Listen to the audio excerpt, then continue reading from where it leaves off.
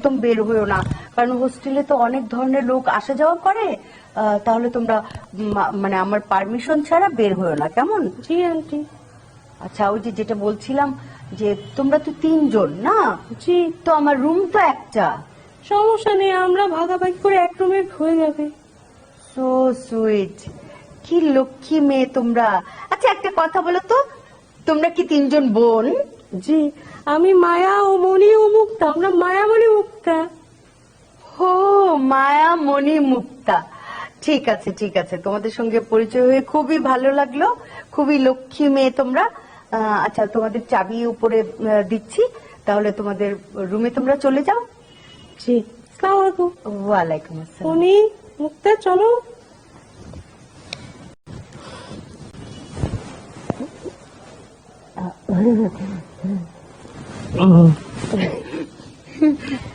তোমাদের করতে পারি।